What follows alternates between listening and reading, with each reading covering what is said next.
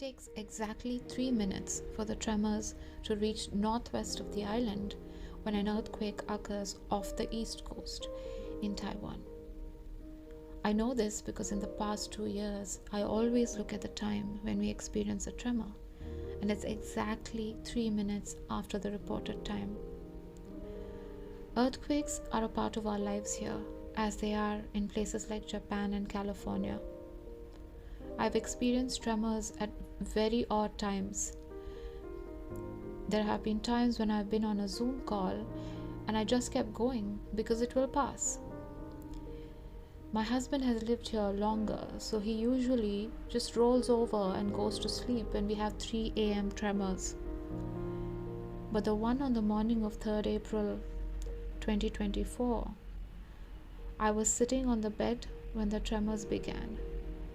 We thought it would pass until the pans and the ladles fell over in the kitchen. That's when Kiran fully woke up. Since we live on the 9th floor, we have no choice but to take shelter under a table. One must avoid doorways, glass windows, taking the staircase or the elevator during an earthquake. So I pulled Kiran out of bed and we ran to take cover under the table. There was violent shaking. The building swayed side to side.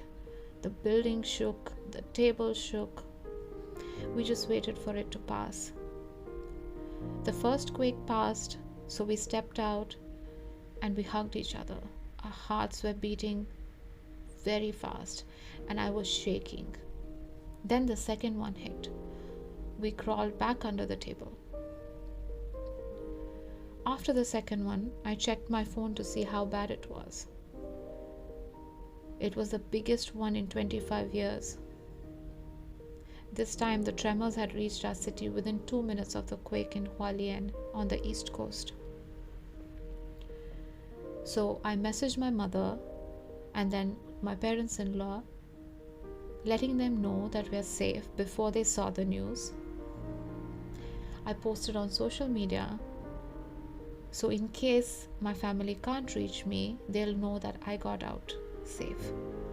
We then quickly brushed our teeth after the quake stopped, as the aftershocks continued and the building continued to shake, and we took the elevator down and spent a few hours in the park. I later read that several people were trapped in elevators and a lady in the city went into early labor from the shock. Everyone was rescued successfully. There were 0 casualties in our city. The emergency response teams worked all day. We could hear ambulance sirens going back and forth all day. Natural calamities are called an act of God. But this country took their lessons from the 1999 earthquake and prepared well enough to circumvent the mass destruction of this event. I wish more countries would take a hint from Taiwan. Instead of internationally isolating this Asian tiger, as it's popularly known, one among the 4 Asian tigers of the East, this country has proved their capacity to handle disasters so well without the help of international organizations like the United Nations. Even the COVID response team and the way the island handled the pandemic has been applauded globally. They also were successful in manufacturing an indigenous vaccine because they received no support from the United Nations due to pressure from the Chinese government.